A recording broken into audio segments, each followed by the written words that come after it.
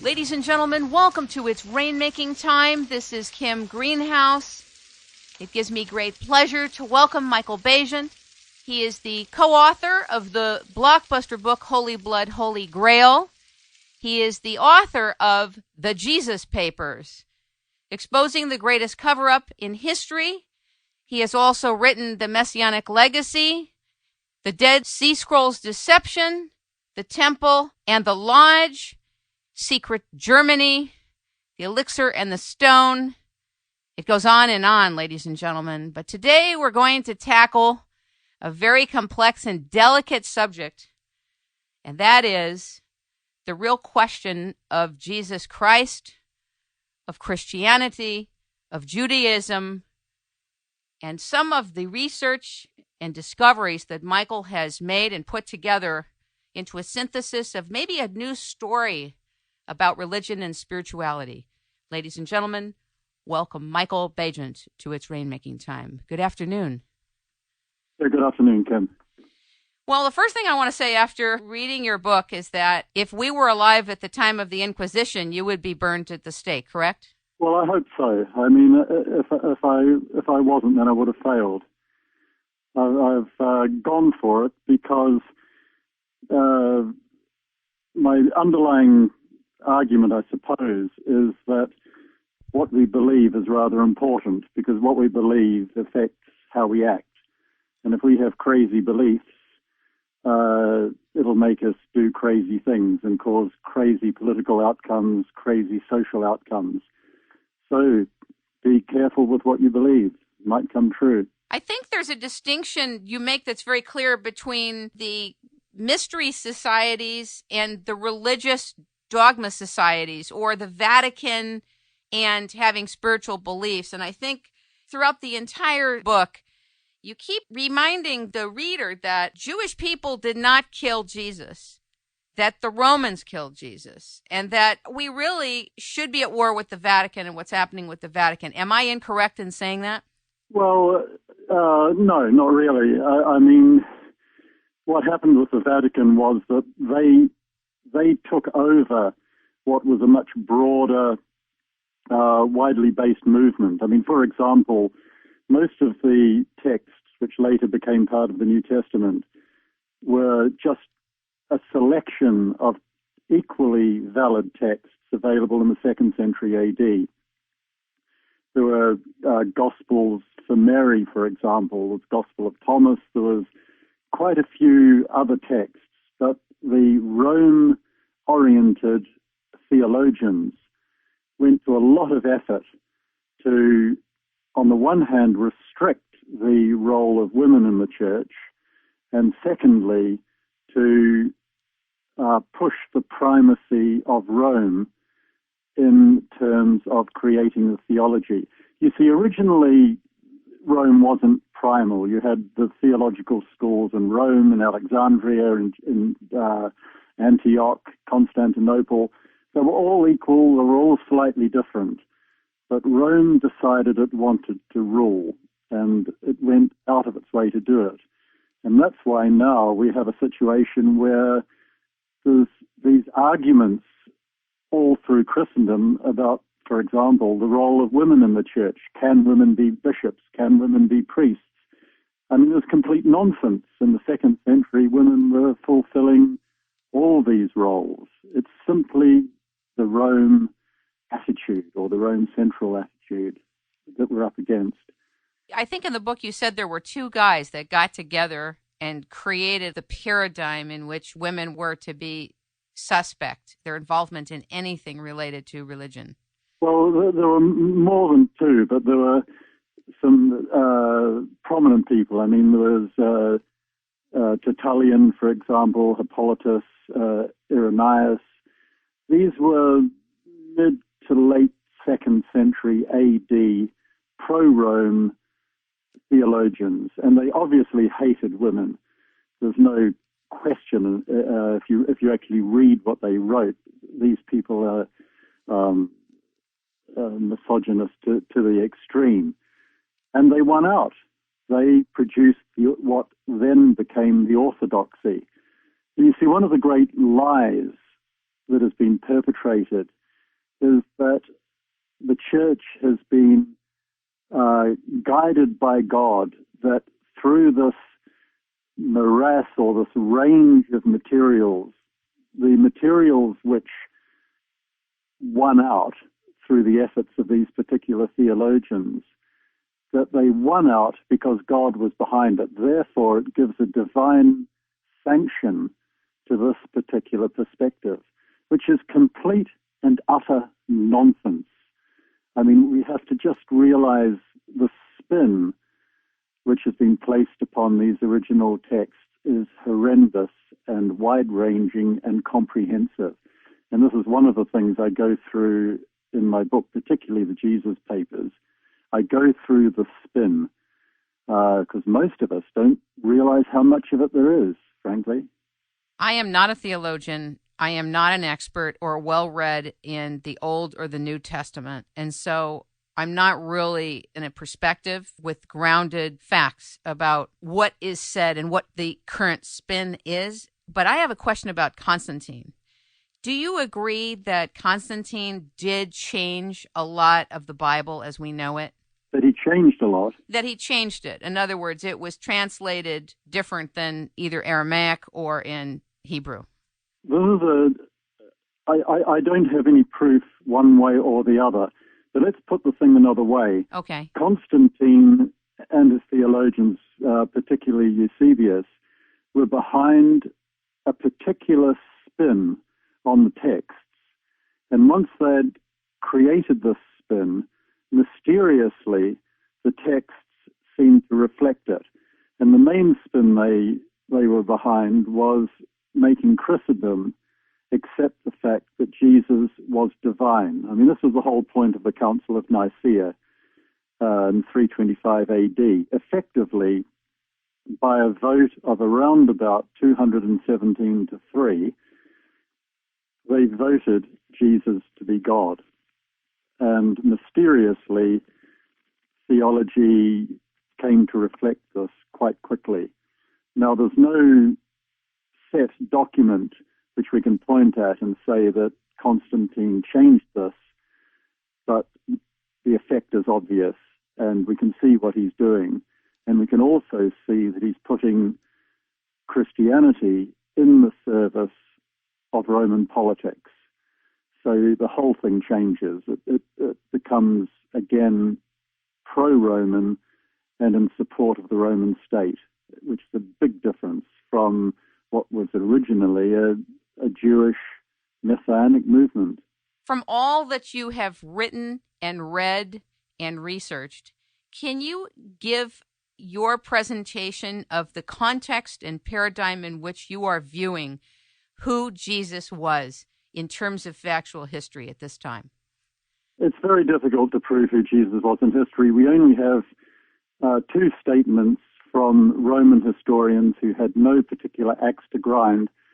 One said, there's Tacitus and there's Pliny the Younger. One says that a Jewish Messiah was crucified in the time of Pontius Pilate during the time of the Emperor Tiberius. The other had some Christians come into his court because he was governor of part of Turkey, or part of what is now modern Turkey. And he did some research and found that this movement traced itself back to this Jewish Messiah. We don't know what his name was. Jesus may not be his name because Jesus is Yeshua, which simply means the deliverer, which could be a title rather than a name. We don't really know anything for sure about his life because the New Testament is theology, it's not history. Obviously, there's going to be elements of history in there, but it's very, very difficult to tease them out. I mean, one of the great, how can I put it? One of the great collusions, I suppose, that everyone engages in, even myself, because there's no way out of it, is that we tend to treat much of the New Testament as history simply because if we didn't, there wouldn't be anything to talk about. And yet while we're treating it as history, we've got to keep at the back of our minds that this might not be the way it occurred at all. And that's why in the Jesus Papers, I have another very, very close look at the crucifixion, because there's something very, very strange indeed happens during the crucifixion.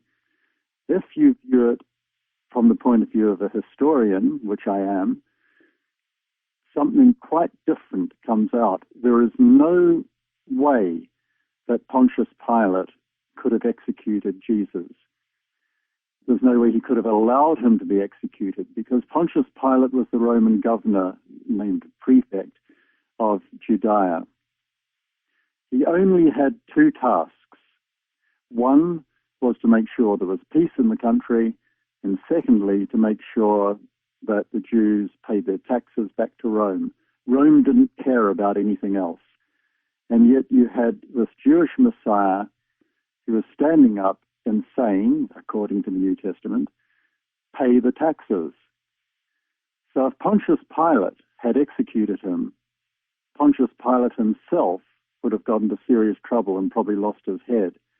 And yet the crucifixion is a Roman execution. It's not Jewish. Can you explain that part, what you just said about that the execution wasn't Jewish? Explain it. The Jews did not engage in crucifixion. Crucifixion by Roman law was a specific action which was used for political prisoners or people who had been condemned politically. It was a Roman execution for politics, for engaging in anti-Roman politics. That's what they used it for. It was a specific execution. The Jews would never have done it. If the Jews were going to condemn someone to death, they would stone them to death. So we've got a Roman execution, supposedly, yet the governor had no reason to execute Jesus, and if he had executed him, the governor himself would have been in trouble because Jesus was saying, pay the taxes. Now, there's something very, very strange going on here, and my argument is that with the connivance of Pilate, Jesus survived the crucifixion. And as a historian, there is no other conclusion to come to. When, for example, Jesus is taken down from the cross and taken off to his tomb, and they take various herbs and spices and so on, Joseph of Arimathea turns up that night with them. The implication is that they're embalming substances. But if you actually look up an ancient use of medicinal herbs, you find, in fact, these substances which Joseph of Arimathea took were to stop bleeding, to deal with shock. They were medicinal herbs to help someone survive. There is something very strange going on with the crucifixion, which I focus on. In the book, you talked about there were two people, one on each side of him, correct? Yeah. And who were these two people? They were called leistoi, which translates, or has been translated as thieves, but this doesn't give the half of it. Basically, they were zealots. They were political prisoners, because at one stage, Jesus seems to have had the support of the anti-Roman political terrorists, really, in Judea. But by saying pay the taxes, he broke with this putative support, and they clearly turned on him. But the Romans understood it, and by crucifying two other political prisoners along with Jesus, they made that point very strongly. What is this telling us? That he was substituted or rescued? And if so, where does it go from there? He was rescued, he survived, and he only had one place to go after that, because he couldn't go north, he couldn't go west, he couldn't go east, he could only go south, down to Egypt. Now, curiously, a little-known fact, but it's perfectly true, is that there was a functioning Jewish temple in the Delta in Egypt from about 170 BC right through to about 74 or 75 AD. And this temple may well have been a more legitimate temple in terms of the priestly line serving it. Are you talking about the Mound of Judea? Well, it's now called the Mound of Judea. It's right underneath there. No one's excavating it because it's too politically contentious to excavate. The only archaeologist who's ever had a poke around it was Flinders Petrie around the early 1900s. But no one has touched it ever since. And the suburbs of a nearby town are gradually encroaching on the area and very soon will simply cover it and it'll be lost forever. You see, what happened was around 170 BC, the Syrian king invaded Palestine and the high priest Onias fled into exile while the temple was being looted. And Onias was a friend of the pharaoh in Egypt, Ptolemy VII. And he asked Ptolemy whether he could have an old, disused temple, which he could create into a Jewish temple. And Ptolemy gave him an old temple of Bubastis in the Delta, and the main road leading from Heliopolis, in fact, through to Palestine. I mean, Heliopolis is now where Cairo Airport is. And they converted this old temple into a Jewish temple, and it functioned as a Jewish temple for about 200 years. And it was, as far as one can work out, it was more mystical than the temple in Jerusalem. And my argument is that this is the place where Jesus learned his trade, his mysticism, his messianic attitudes. And it's back to this temple that he fled later on when he had to get out of Judea. Jesus and Mary Magdalene, of course, who I've long argued were husband and wife. That was the basis of your book, Holy Blood, Holy Grail? That's right. Well, it was one of yes. the bases. Can you give the context of that book for us? Because that was an earlier important book of yours. Yeah, it came out about 1982. And give the context to the audience, if you can, Michael, on Holy Blood, Holy Grail. The premise is what? Well, it's a fairly... It's long. I know it's a big book. But during the course of it, we argued that Jesus was married to Mary Magdalene and had at least one child, and that Mary Magdalene and the child ended up in a Jewish community in France, probably in Narbonne would be my guess, because the Narbonne Jewish community survived right through to the 5th to 6th century, in fact, AD, whereas the only other big community in Marseille had turned Christian 200 or 300 years earlier. So, and we have later in Narbonne, Jewish travelers report that there's families in Narbonne who claim line of David descent and can produce genealogies to support it. Wow. So my guess would be Narbonne was the place they ended up. Now, just I want to clarify something. Your context for Mary was not only she was married to Jesus and produced a child with him, but that she was also one of the people that was taught by Jesus, correct? One of the people who? Was taught, received his teachings. One of the difficult problems with taking the New Testament at face value as containing a lot of history is the easy relationship which Jesus had with the women of his entourage, which was quite different from the mores which pertained at the time. I mean, men and women didn't mix as freely and as easily as Jesus seems to have done.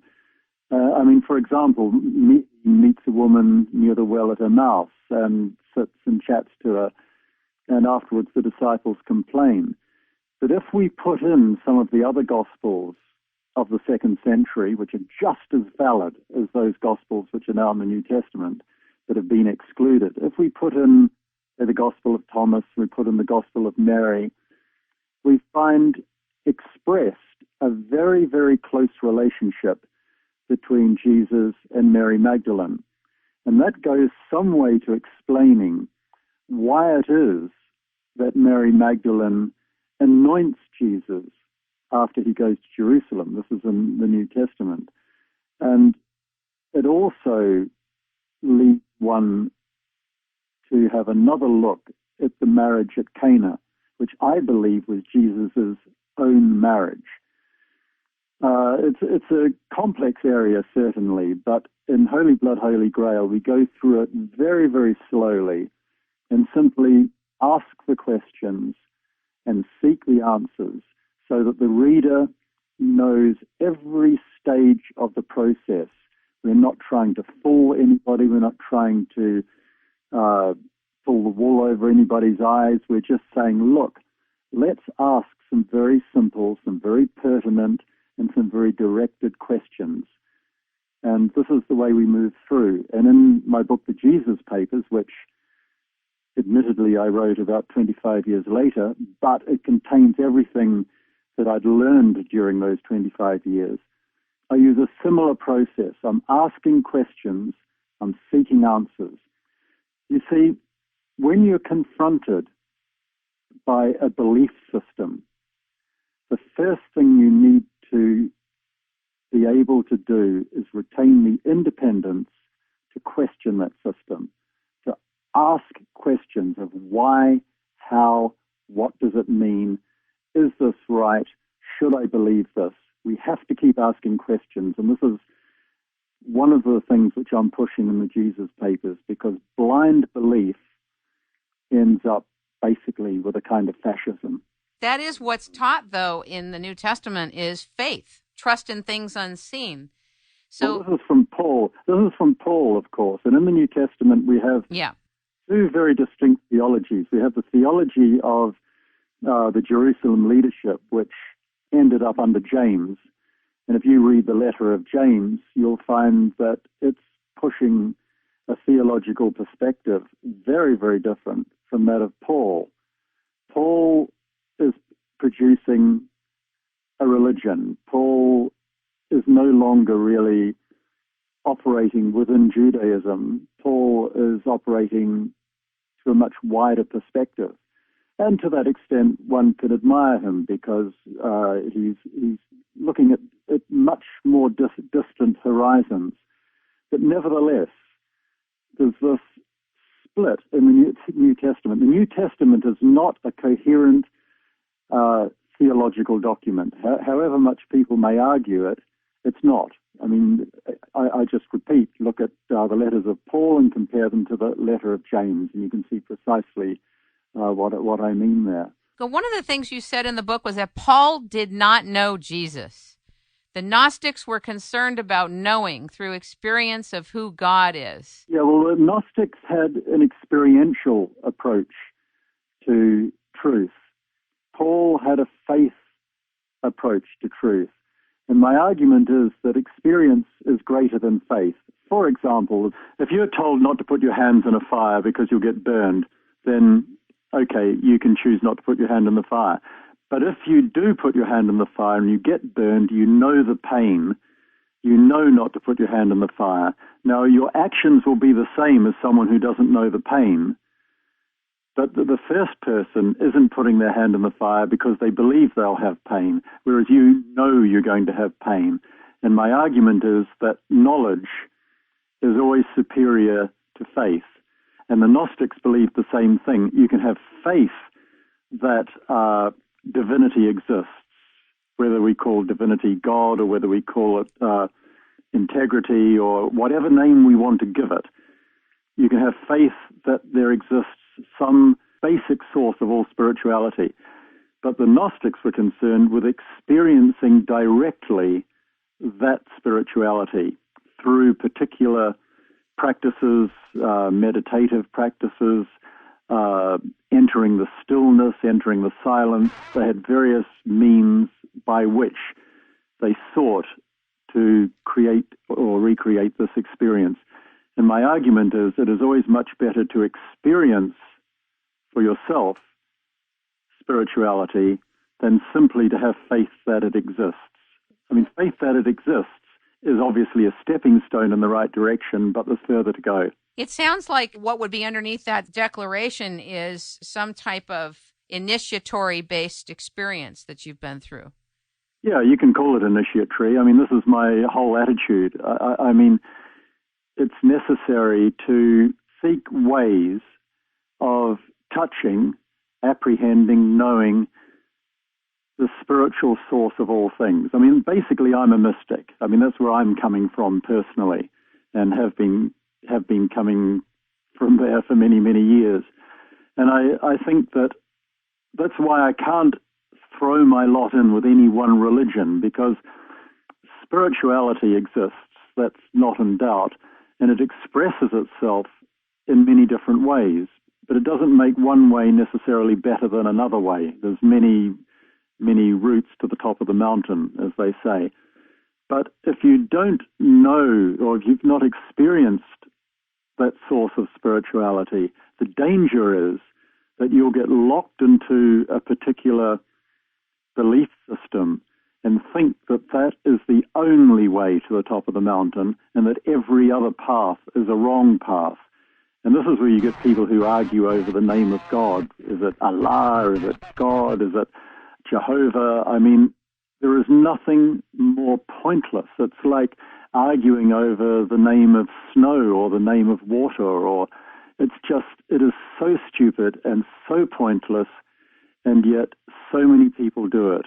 And this is the problem, of course, with the fundamentalist approach to religion. Now, I know the word fundamentalist in the United States has various nuances, which it doesn't have here in Europe, but if I can just use it in its basic form,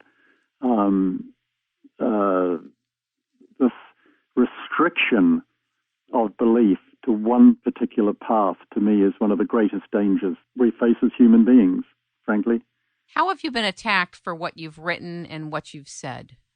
I'm sure everything, but what is the... I've been attacked about everything, and I've been attacked in every way you can imagine, apart from being shot, because I'm still here talking to you. But people have been aware of the dangers. I've given lectures with undercover policemen sitting around the first row because they were worried about things. I've received hate mail by the bucket load. I've been told I'm working for the Antichrist. I've been ridiculed. I've been criticized. I've been hauled onto television programs with academics who oppose my position, who have tried to argue me down unsuccessfully. I've had arguments with priests on television, radio, in print.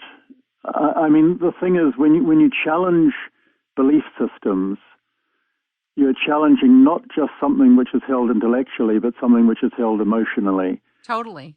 And when people have an emotional attachment to something, you can't discuss it rationally. You can't sit down and have an interesting debate on the subject, because it very quickly becomes angry. And I mean, even with highly intellectual Catholic professors, who one would assume would manage to keep things on an intellectual basis, they too have become so angry that on occasion they can't even say goodbye to me at the end of the program. I'm sure you understand why, right? Because you're basically pulling the rug out on their relationship with a savior, a being that you're basically announcing isn't who we thought he was. And it's hard. It's hard. No, I know precisely why.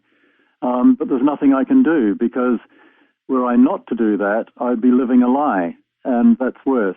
You've done a lot of traveling, a lot of cave exploration. I read about your explorations in Italy with Robert Temple. Yep. And I was wondering why you mentioned that in the Jesus Papers book. There was a reason you mentioned it, but I couldn't put it together. Well, the reason that particular underground temple was a temple, as far as we could tell. I mean, we haven't excavated it yet, though we have now raised the money to do it.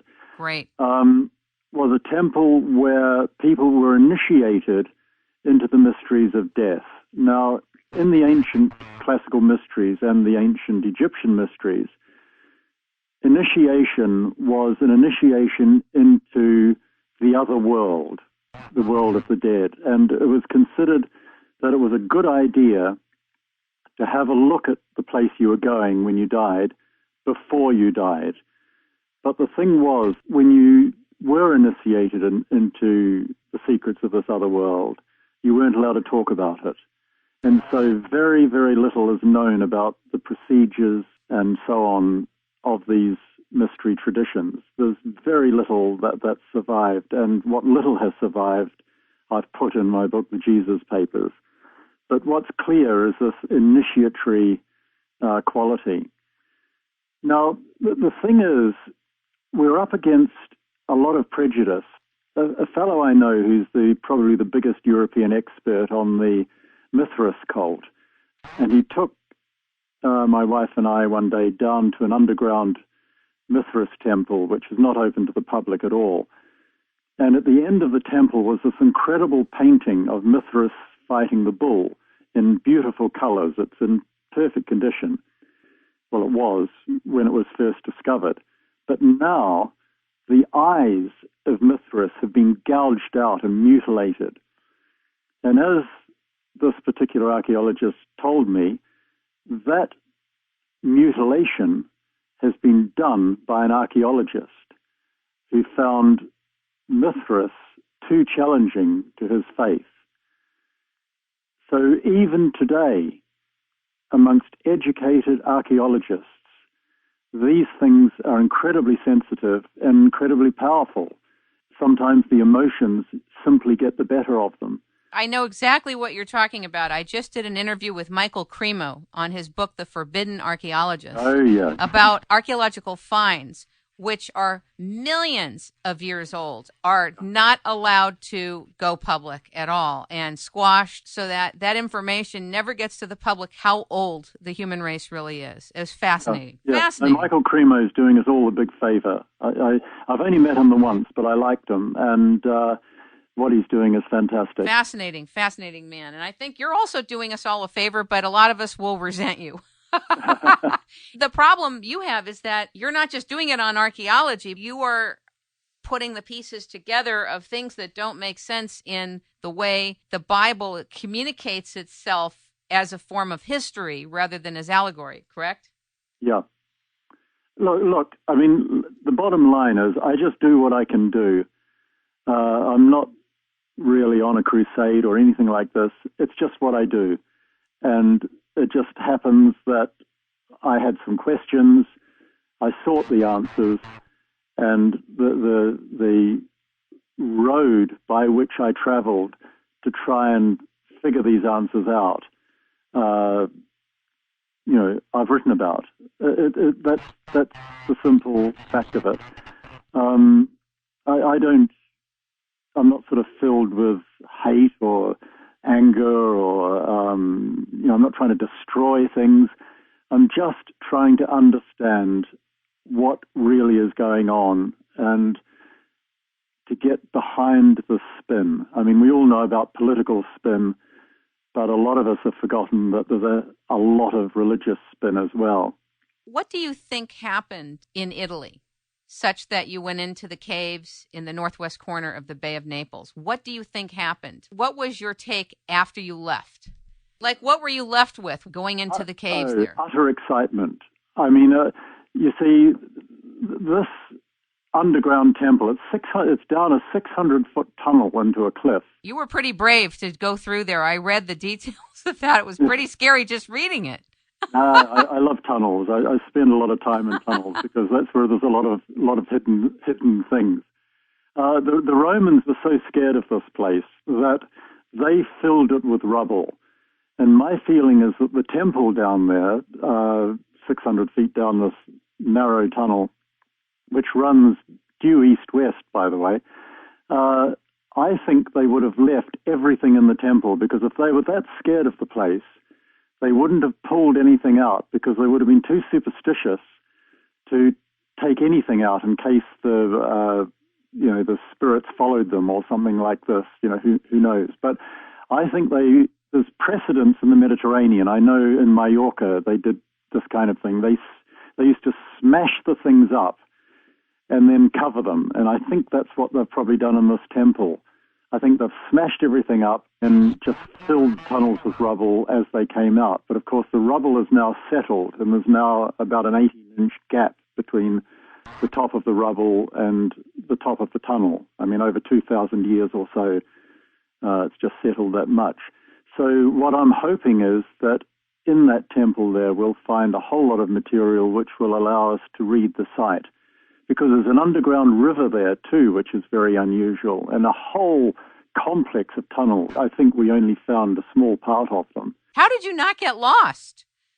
I mean, I was getting lost reading about you in there, going through to the left, to the right, and Well, you know, I sort of did get lost a few times. Quite confusing down there.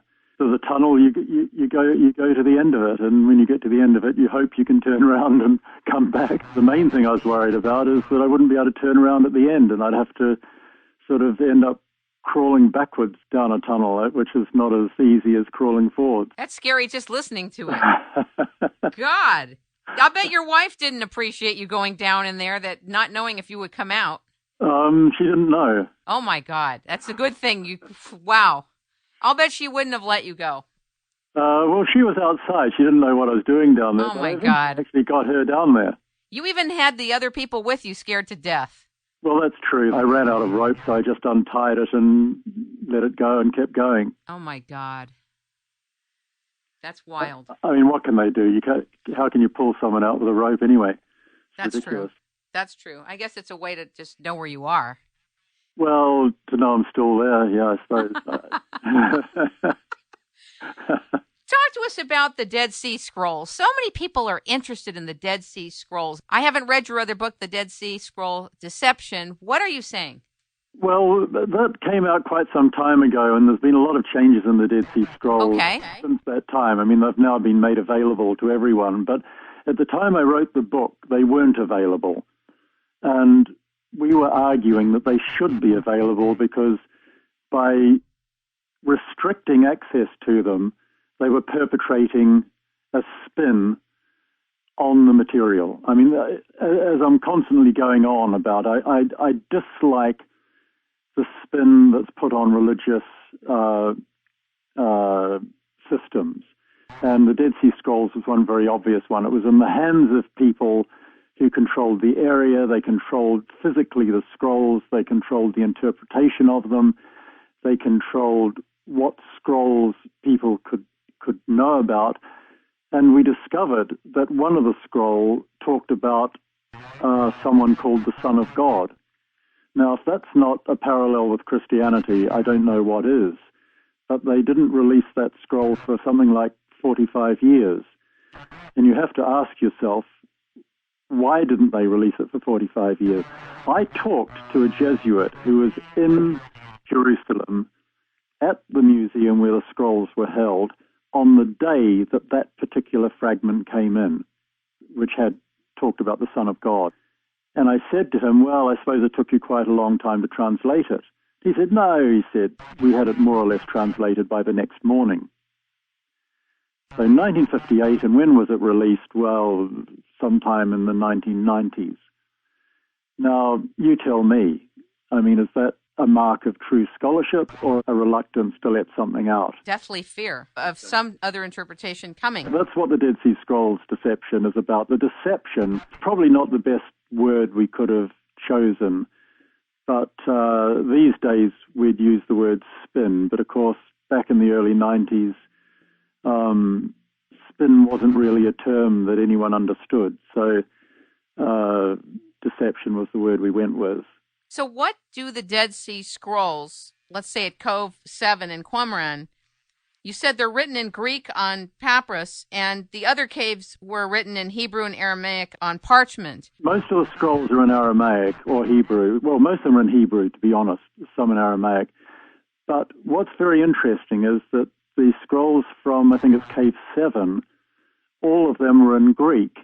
Now, what that means is that there were members of the scroll community who were a violently nationalistic community. We have to understand the scroll community hated the Romans, wanted to get rid of them, hated the Herodian kings and wanted to get rid of them. And it's rather interesting that the temple was built by the Herodian kings. And so that gives another twist on the whole, the Wailing Wall phenomenon. I mean, we've got now, particularly the Orthodox Jews in Jerusalem spend a lot of time at the Western Wall. That was built by Herod, who wasn't actually Jewish and who perpetrated a lot of crimes on the Jewish people. So, there's a few problems there. How did you find that out, Michael? Well, it's standard history. We know that Herod built the temple, Herod's temple. We know that no one would dispute it. What people like to forget is how awful Herod was. Herod methodically murdered all the surviving members of the line of David that he could get his hands on. He drowned the male heir in the pool of his villa in Jericho. He had others murdered. He was a terrible person, and yet it's his temple that's everyone worships at. I just think there's a bit of a problem there. Wow. But no one's talking about it. You are. I am. So how do the Jewish people and the Israelis respond to your declaration of that and the historic record? Well, the Israelis have given me a bit of a hard time one way or the other. Not too bad, but... What did they say? Well, no, they've just done sort of funny things. Like on one occasion, they loaded an entire 747 with passengers ready to take off, except for me. And they left me in this little departure hall with all my luggage for about, 20 minutes or so, and everyone studiously ignored me. Eventually they loaded me on and we took off. But it's just these I get picked up in the street a lot and questioned and this kind of stuff, just sort of low-key hassles. The problem is that I've written about the relationship between the fundamentalist Christians in the United States and the right-wing Israeli politicians. You see, the right-wing Israeli politicians are quite happy to accept all this money and support from the fundamentalist Christians who believe that there's certain signs before Jesus comes back, and that is, the formation of the State of Israel, which has happened, the taking of Jerusalem, which has happened, and the third thing is the rebuilding of the temple, which hasn't yet happened, but they're keen that it should occur. But of course, if you ask any fundamentalist Christian what will happen then, Jesus will come back and will convert all the Jews to Christianity. Now, the Jewish authorities, of course, when you ask them that, they don't really want to talk about it. Do you mean the Jewish authorities or the Israeli authorities? And they're not necessarily the same. They're not necessarily the same, but both of them have pretty much the same attitude. Okay. They're quite happy to accept the money and the political support, but they don't really want to explore the implications of the belief systems, which, as I've said, is that Jesus is going to come back and convert the Jews to Christianity.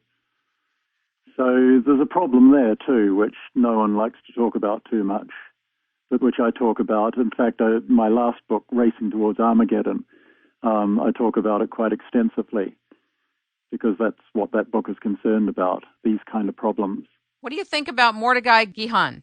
Well, I don't know. You mean the expert on Bar Kokhba? Or yes, the expert on Bar Kokhba. Yeah, he's a really, really good man. I was going to do a book with him, in fact. I never did. I would still like to. I think Bar Kokhba is one of the most fascinating characters in Jewish history. Can you talk about him? Yeah, Bar Kokhba emerged around very early 2nd century. And he obviously had spent some time or had served in the Roman army because he knew Roman army tactics. And he had these huge caves in the Jordan Valley where he used to train his guys secretly in, Roman style of warfare.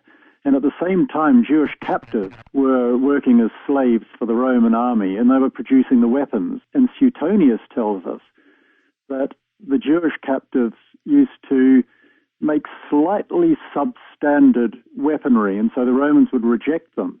And this substandard weaponry would not be melted down and remade, but it would be stolen and given to Bar Kokhba's forces.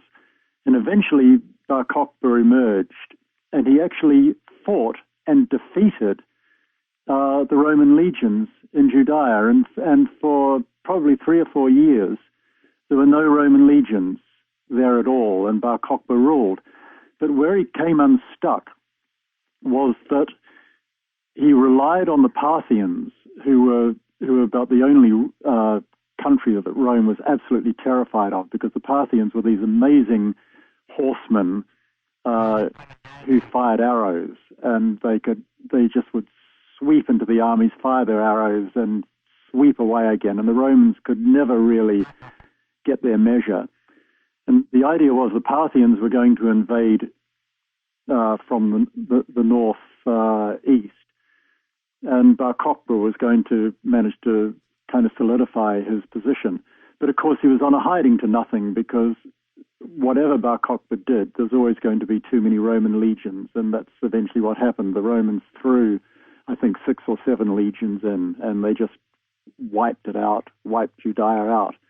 But the cost in blood was so tremendous, both on the Roman side and the Jewish side, that by the late 2nd century, both sides were pretty much at peace. They just weren't annoying each other again, because the cost had been too high, and they realized that it was ridiculous. But it produced really the beginnings. I mean, rabbinical Judaism had started a little earlier, but it dominated after the demise of Bar Kokhba. I mean, that's where the current style of Judaism really took off and reached well into the diaspora. So Bar Kokhba is a fascinating figure and one of the great heroes of Jewish history. And Mordecai Gichon is probably the greatest expert on Bar Kokhba, who had, as I say, a lot of underground sites where he used to hide his men, who could sort of emerge, fight, and then just melt back into the hills. And no one knew where they were. You have a very interesting life, don't you? Well, I get bored easy. I think you've picked the most exciting and yet challenging and scary thing to follow, really. I called Michael Cremo the Columbo of archaeology, but I'm going to come up with a name for you.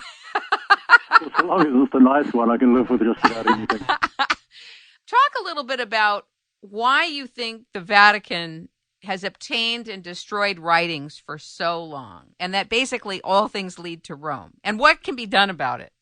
Well, I say in my book that all the rivers of blood lead to Rome, and I think that's pretty much it. I mean, Rome is all about power and centralization, and that's all that you need to know. As we now say, ironically, Rome is the sort of moral arbiter. I mean, all the scandals that it's had recently show just how thin that moral status of Rome is. But it's Rome, right from the start, has been about power.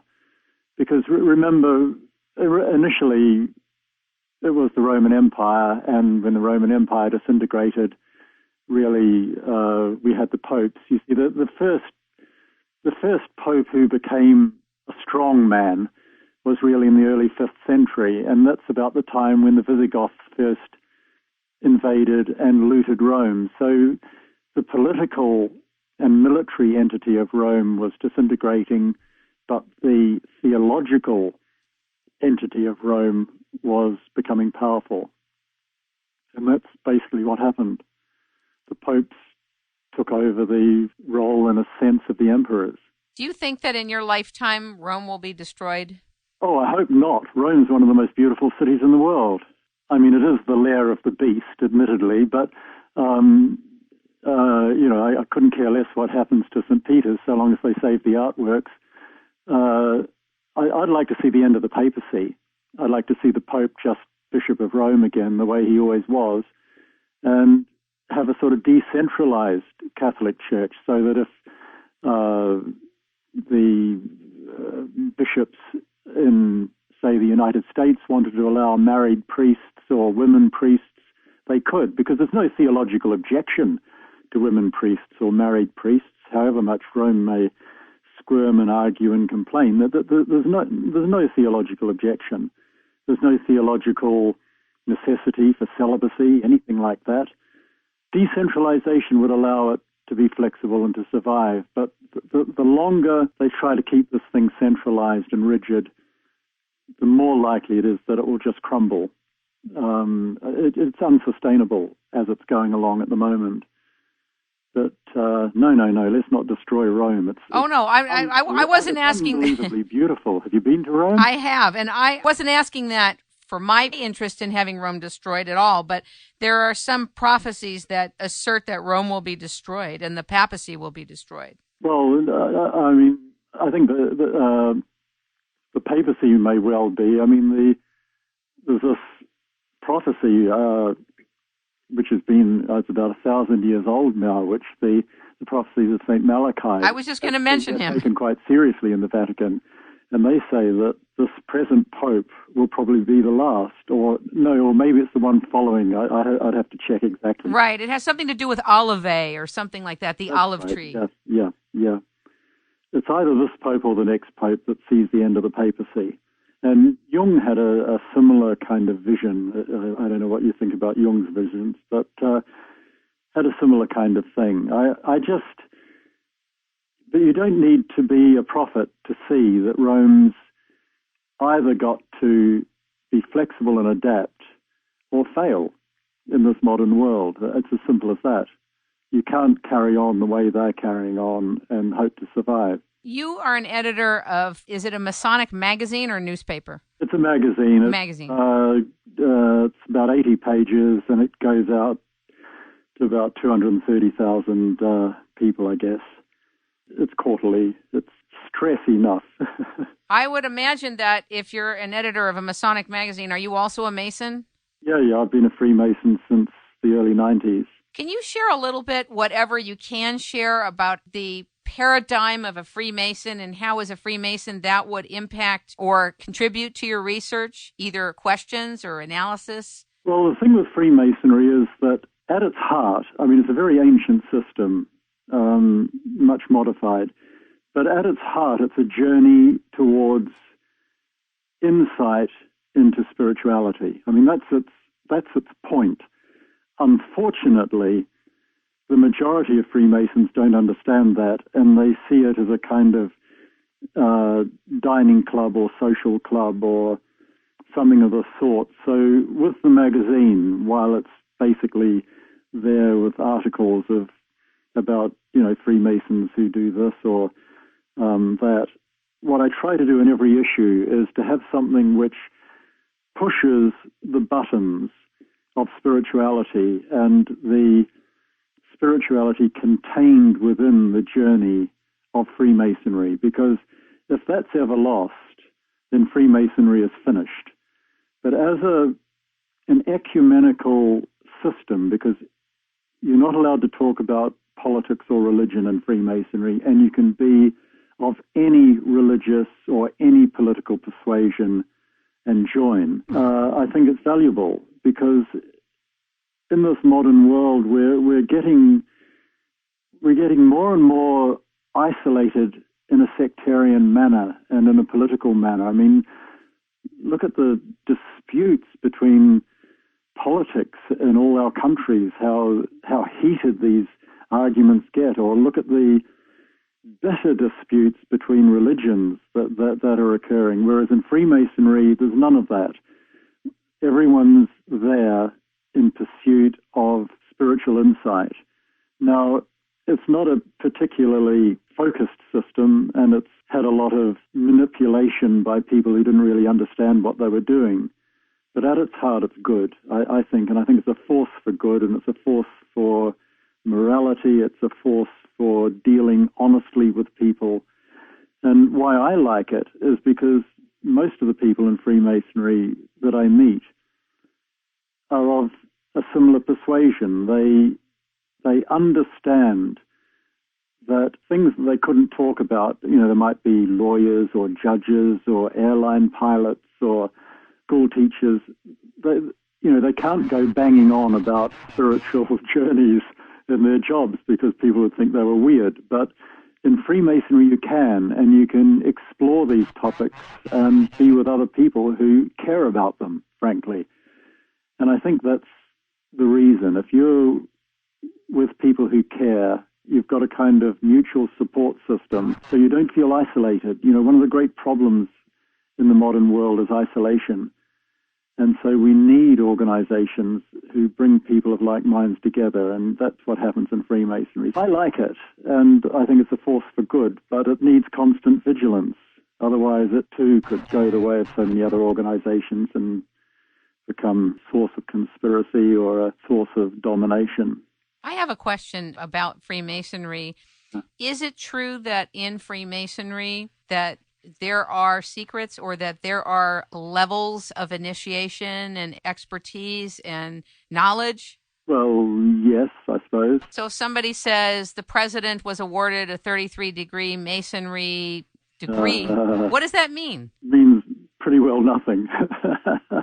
Okay. Means pretty well nothing. I mean, I'm a 30th degree Mason. I was asked if I wanted to go further. I declined. To become a 33-degree Mason, it's sort of an administrative, the top sort of 3 or 4 degrees are more administrative than initiatory, though there are initiations associated with them naturally. And, you learn things that people in other degrees wouldn't know, but they're not necessarily more spiritual. Okay. All you need, just the basic 3 degrees of basic Freemasonry have all the secrets and insights that you would ever need, frankly. That's my considered opinion, after X number of years in Freemasonry. The problem with Freemasonry is there's a lot of people who see it as another way of getting a little bit of status or a little bit of power or thinking that they're better than someone else. You've got to sort of try and combat that tendency towards self-aggrandizement. Happens in every organization, and it happens in Freemasonry, and it's a sort of cancer that runs through it, and I oppose it constantly in my magazine, and one has to just keep opposing it, otherwise it would take over probably. It's, again, you just need constant vigilance. I think what lies behind your question is someone who's a 33-degree Mason going to have more spiritual secrets than, say, an 18-degree Mason or a 3rd-degree Mason? My answer would be no. He knows more about the Scottish Rite system, but the Scottish Rite system isn't necessarily more spiritual than the basic Blue Masonry, as it's called in the States, system. Did Freemasonry help shape your research abilities or give you some type of access to something that enables you to do the kind of research that you do and ask the kind of questions that you do? No. I had access to Masonic libraries and things prior to joining. I joined, actually, because I just rather enjoyed the people I met and got on with them and realized that here was a whole group of people who were rather similar to me. But subsequently, what can I say? There's sort of an alternative information network going on in Freemasonry, and you learn a lot of very strange and interesting things which are known that Freemasons have been involved in that you wouldn't know unless you were a Freemason, if you see what I mean. Yeah. Political or religious things. I've not used any of them in my books or my research, but I do find some of these stories fascinating. It's just out of fascination, really. Nothing that I've done in Freemasonry has actually facilitated the kind of research that I do. I can say that quite clearly. In fact, my research is quite separate from my Freemasonry, to be honest. Right. I just wanted to know if it helped shape the way you're doing the research or allowed you to become more receptive or... What would have been useful, probably, is if I'd been a Freemason when I wrote Holy Blood, because there's a whole kind of conspiratorial network in France that we explored in Holy Blood. And I've since found out a whole Masonic angle to all that. I've found a lot of the people that I was looking at have turned up in sort of strange Masonic groups, which I've been tempted to research and write about over the years, but I simply haven't had the time, to be honest.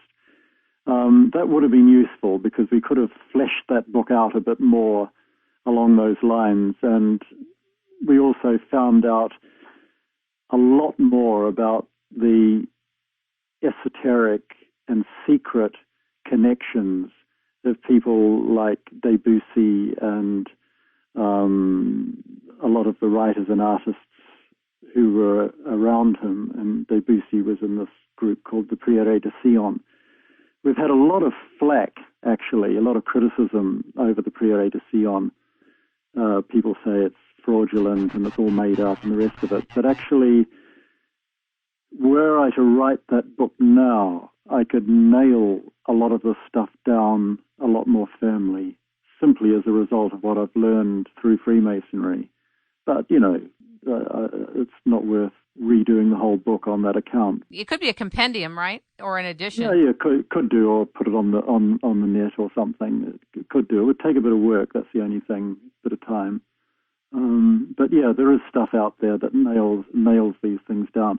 But see, quite a lot of academics now are working in that area. I mean, there's a woman doing a PhD in Holland at this very moment on the esoteric connections of a lot of these people that we talked about in Holy Blood, plus a whole lot of others like Picasso and people like that. I mean, the artistic world in Europe in the late 1800s, early 1900s was very esoterically minded.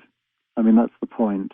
And they belonged to all kinds of different orders, some Masonic, some non-Masonic, but kept close links with Freemasonry, like the Martinists and so on. Were women invited into Freemasonry, or is it just happening now? No, there's been women's Freemasonry since the late 19th century.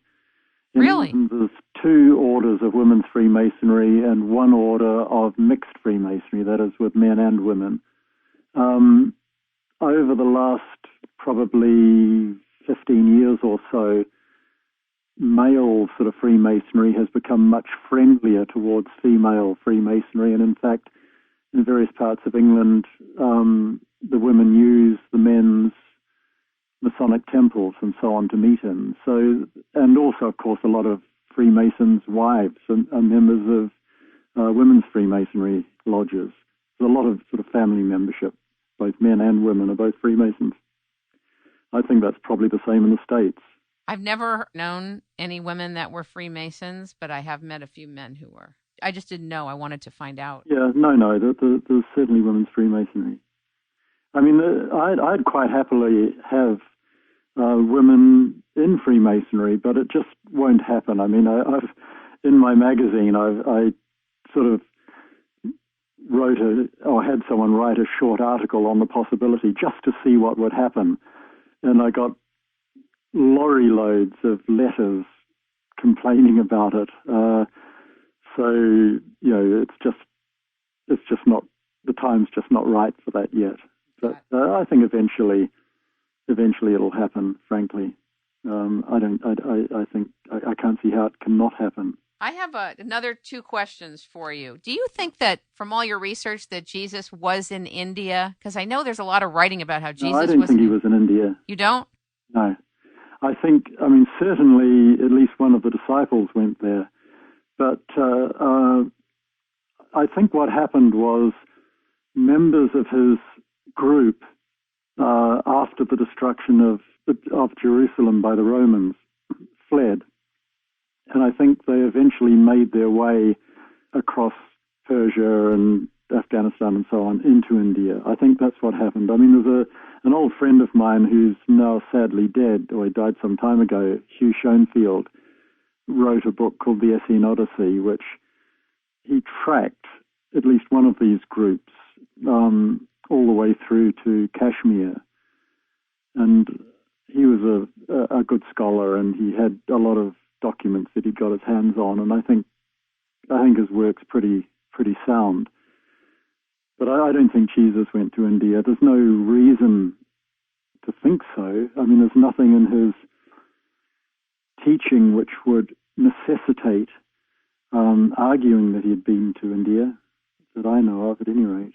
Because there's a lot of different books on that. I just wondered what your take on was it. I've got about a dozen of them here. I mean, I've read them all, and I'm not convinced, to be honest. But I might be wrong, for heaven's sake. You know, who am I? I'm just, a researcher and writer and person with some questions. I mean, I might be wrong. So don't take what I say as gospel. I wanted to ask you about your tours in Egypt that you have led, where you talked about people just bursting into tears. Yeah, I mean, Egypt's like that. I mean, I've just come back from Egypt 3 days ago, and I was reminded again, there's a huge emotional content in Egypt, and it just hits people. Even people who are incredibly skeptical will suddenly just switch as something hits them, and they don't necessarily know what it is. Egypt's a very ancient and powerful place, and those temples still have a spirit that's tangible, and you can feel it. And what I always do is hire at least, well, I say hire, we pay to have 2 or 3 of the temples at night by ourselves. So there's no other people wandering around, it's just us, and we can go to particular parts of the temple and meditate or chant or do whatever we like, or just sit in silence and try and feel these places, because it's a very strange thing that Egypt does have this strong feeling and strong spirit, and it does hit people. I mean, my stepdaughter, who I think you're probably referring to, yes. She spent all her life in the fashion industry, going all around the world with models and photographers. And I took her to Egypt on one occasion, and just going into the Valley of the Kings, she suddenly looked at it and just said, "I remember this," and burst into tears. I mean, it was the most unlikely thing that I would have ever expected. It just hit her. And there was another chap I remember who, he liked the pyramids, but he wasn't that impressed with a lot of what he was seeing until we went to a place called Abydos. And he just lost it. He was just wandering round and round this place called the Assyrian, which is out the back of a temple built to Seti I, just saying, mumbling to himself, "This is the real thing. This is the real thing." And he completely had gone. It affects people like that. It's very interesting. And, it doesn't have to be as dramatic as that, but you often see people just walking by themselves through some of these temples, which are, some of them are incredibly well preserved, by the way, just in a kind of trance-like state. It's quite extraordinary. I love the place. And I want to go now. Now you made me want to go. You must go. I really have to go. Don't go on, a standard cheap tourist venture. I mean, seek out one of the special tours where you have sort of private access to some of these places, because if you're with everybody else during the day, it's just shoulder to shoulder mayhem, and you won't feel anything. Michael, is there a lockdown with the knowledge from Egypt? Is there a blockade on what we're allowed to know? There's a blockage on what we're allowed to know about everything, not just Egypt. I mean, what happens is that we've got particular people have particular perspectives on places, and they have got themselves into positions of power where they can give the permits or they control the interpretation. And, if you go against them, you don't get any publicity, you don't get any permits to dig, you don't get any support. And this is the way that it works. Or you get destroyed. I mean, I know various people who have had a terrible time because what they have to say runs completely counter to the prevailing paradigm.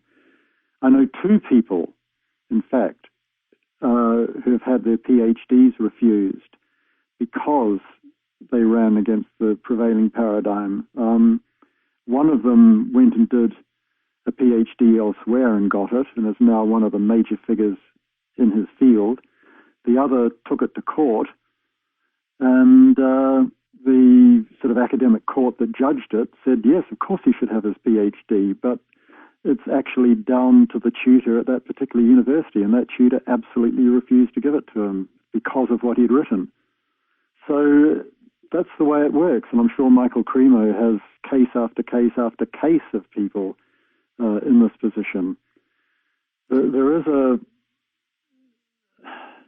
lot of sort of B-grade scholars who are more interested in administrative control and power than anything else.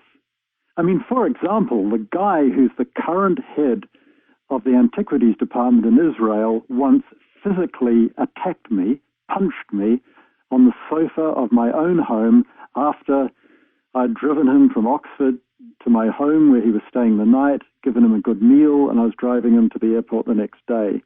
He physically attacked me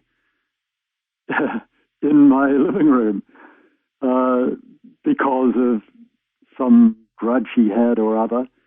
And then I got a series of letters from him threatening to take me to court and so on. This man is now the head of the Antiquities Department in Israel, a guy called Yossi Patrick. And I don't care who knows this, because it's true. And yet this is the sort of guy who monitors what's going on, who gives the permits. Now, do you think I'd ever get a permit to do something in Israel? I think it's most unlikely. You do get permits in Egypt, right? Well, I go along with other people because I'm not an archaeologist. My postgraduate work is all on symbolism. My master's degree is actually in Renaissance symbolism, but it was Hermetic symbolism, and of course Hermetic symbolism comes directly from Egypt. So what I'm interested in, and the sort of talks I give to groups in Egypt, are on how the Egyptian symbolism particularly was transmuted and picked up in the Renaissance and used by the Renaissance painters and sculptors and writers. And that's my interest.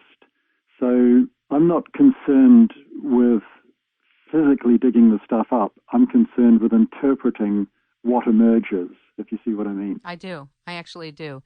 How is your work dovetailed into Robert Temple's work? I know you're both friends, but what is the interchange that's exciting to you regarding Robert Temple's work and your work? Well, I love Robert's work because he's such a maverick, and he's not scared of anybody. He's one of the finest scholars that I've ever met. I mean, he's absolutely methodical and nitpicking, and has a memory that I could only dream of.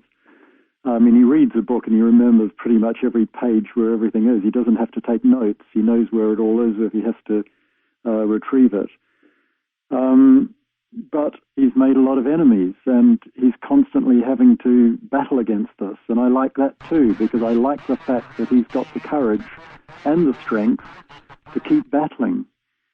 I like people like that. I think it takes people like that to move things ahead. Otherwise, we'd just all collapse in a kind of sleepy, dreary uniformity. Again, this is Michael Cremo's area. I mean, it's just, you have to keep pushing. It's definitely a very exciting route of understanding our past, who we are, and what actually has happened. Fascinating. Yeah, it's absolutely exciting, and I'm driven by the excitement of it. When I'm researching, I'm sort of bubbling with excitement at what I might find and the implications of what I might find, because I know that when I'm looking at stuff, I will find things, because I've never not found things. It's all there. It's just being able to bring an independent and unbiased perspective to the data. And that's actually surprisingly difficult. And probably very rare. Probably. I mean, a lot of people lack courage, I suppose I could say. I mean, maybe that sounds a bit arrogant. No, it's true. It's definitely true, because people are concerned about their jobs, their status, their ability to continue working. You know, the loss of a paycheck has more power over most people than a lot of things. Yeah, it's true. Look at what happened in climatology. A lot of these scientists all over the world are scared to stand up and explain the data, not the story, but the data, because they'll lose their positions. It's terrible. Yeah, that's true. And their grants. Yeah, that's perfectly true. It is a big thing that, that's why I admire people who go against it, and Robert Temple is one of them. Do you miss Richard Lay? I do, terribly. Yeah, I mean, we used to, we talked almost every day. We sort of, how we put things together when I was doing projects with him, we used to have sort of brainstorming sessions constantly, and he and I were very different personalities, but we were both coming from the same place, and we both had, similar kind of knowledge of things. And I used to love these brainstorming sessions and the way we put things together. So, yeah, it's a great loss. He seemed to have passed on young.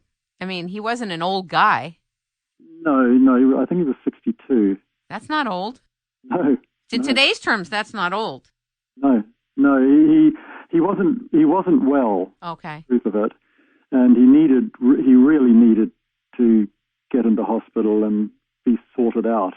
And had he done so, I don't think he would have died. But because of this case, involving Dan Brown and the rest of it, it just, that took over our lives for a couple of years, and I think that basically did for him, frankly. Since you've mentioned it, and I didn't know whether to mention it or not, I just wondered if you could just explain what you just said. You went to court for several years and were in a lawsuit. Well, the thing, I mean, there's not much to say, really. I mean, what does a writer or a filmmaker or an artist own? He or she owns intellectual property. And we felt, and I think correctly, that Dan Brown had stolen our intellectual property, because he was claiming, I mean, by British law, if you used someone else's research for commercial gain, and you used their research so that you didn't have to do your own, then that was a violation of intellectual property.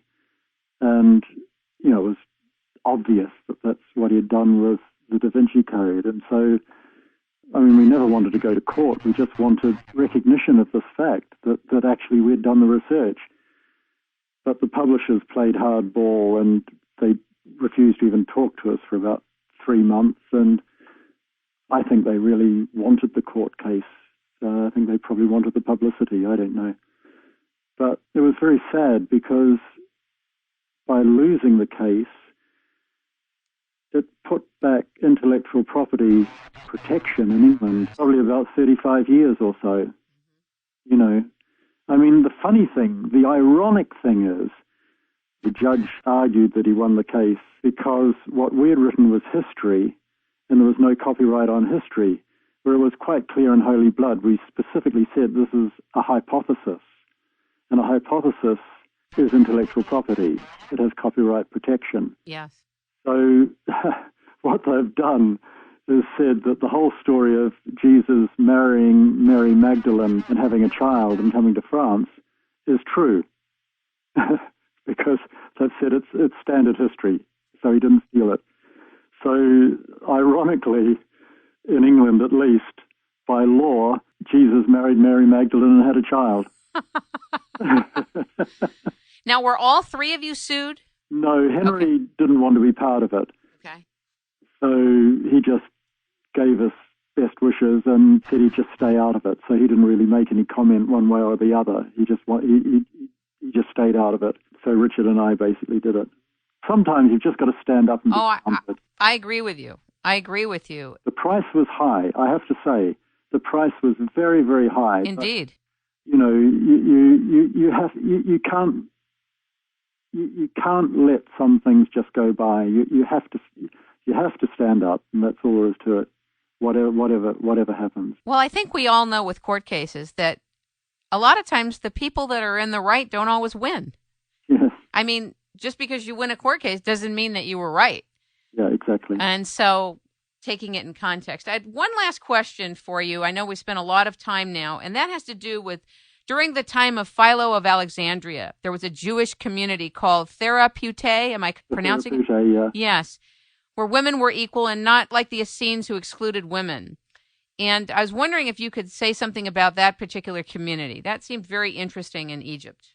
Well, the Egyptian Jewish community was very diverse and was very interesting. I think the Therapeutae are one of the more interesting of them, the fact that women played an equal part. And, Philo is a funny guy. He wrote, I've got all Philo's works here, and if you read through them, he doesn't mention once the Jewish temple, which was functioning in the Delta. And that omission is very telling. You need to ask the question, why didn't he mention it? I don't know, but I suspect that in some way it was connected with the Therapeutae, because the Therapeutae were a very mystical group. Their attitude towards the Old Testament was not dogmatic or fundamentalist. They saw it as metaphor. They saw it as a means of a mystical, experiential approach to spiritual knowledge. I mean, I'd hesitate to call them Gnostics, but they were certainly operating in the same general area. I find them a fascinating group, and I wish that perhaps that had more influence on what subsequently became rabbinical Judaism. Did you visit this place in Egypt? It doesn't exist anymore. It's Do we know where it was? Not exactly. Okay. No, it was slightly west of Alexandria, near Lake Mareotis, but there's a New Zealand professor, in fact, Joan Taylor, who is the only person I know who's done a considerable amount of work on this, and she thinks she's more or less located it, but she's not certain until she can raise some money to dig.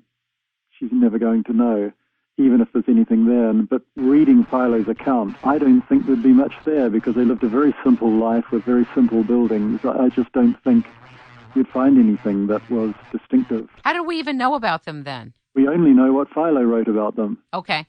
And that's,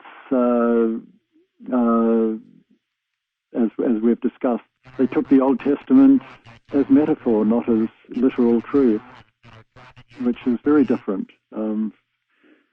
They seem to have had a sort of a kind of Kabbalistic approach too, because they were very involved in the numbers of days, the numbers, and in numerology, say, things like this, which brings them into the orbit of the Book of Jubilees, for example, or the Book of Enoch, which then brings them vaguely into the orbit of some of the Dead Sea Scrolls, which some of the scrolls express this sort of numerical symbolism. So Philo is giving us a fragment of something greater, but we don't actually know what this something greater was and how much communication the Therapeutae, for example, had with other possible similar groups around the Middle East at the time. There just isn't any information. I mean, this is a frustrating thing about all this. You see, the problem is the Jewish community in Alexandria rose in insurrection around about 115 AD. No one knows why. There was a fellow called Lucas who led it. No one knows who he was or what his ideas were, but the whole Jewish community was utterly destroyed, and all their records were burned and lost. So whatever might have been in some of the libraries there has gone. What would be nice, of course, is if they're building a road sometime in Alexandria and a bulldozer happens to uncover a house of a wealthy Jewish intellectual, and there happen to be a whole lot of documents there. I mean, that would be nice, but it hasn't happened yet. Reminds me, though, of Michael Cremo's experience of archaeology that poses something different than a worldview that's been integrated and absorbed will be cast aside. And I'm just wondering if you feel that would happen. Well, that certainly happens. I mean, they found a whole lot of Jewish documents. The Saudi Arabians were building a road through the remains of a very big walled Jewish trading city in Arabia, a place called Khaybar, which Muhammad took sort of early 7th century. And they were building this road, and they uncovered a library with a whole lot of scrolls and books and so on, codices and so on. And the Saudis just would have destroyed them. But a guy I know bought the whole lot, and they're all now in a vault in Switzerland. But, you know, they're not much use in a vault in Switzerland. They keep trying to get him to release them to scholars or let people look through them. But what's the fear? That he won't get them back? I don't know, to be honest with you. I really don't know. He's got a lot of stuff, actually, a ton of stuff. He spends a lot of money, I mean, millions and millions on this kind of material. But he just likes it. He sort of keeps it and looks at it and shows a few friends what he's got. You know, he's shown me a few things that are pretty mind-boggling. You have good friends. I have one last question for you. It's a personal question. You can always take the fifth. Do you believe in reincarnation? I do. I've had experience of about 7 of my own. I do too. When you were describing what went on in Egypt on some of these tours, it reminded me of them having a recalling the place. Quite possible. No, when I was in my early 20s, I had quite a few... I'd drop into this other life for sort of 30 seconds, and and all the memory would come back. You know, it was self-evidently true. But I started sort of investigating them a bit, and then I thought, well, hang on, this is ridiculous, because I've got this life to live, and I've got this life to do things, and if I start getting obsessed with previous ones, it's not going to help. It's crazy. So I figured that the reason why I was dropping into these things was there was something I needed to learn from them. And once I figured that out, and I figured out what I needed to learn from them, I then stopped. And so by sort of my mid-20s, it never happened again, because there was no longer a point. I was getting on with what I had to do now. What's your next project, Michael? I'm having a bit of a break at the moment. I'm not... I've got a few sort of ideas, but I'm not writing any non-fiction at the moment. I just had this idea that I'd like to tell a story, so I'm writing this. I'm about 300 pages or so into a book set in medieval times.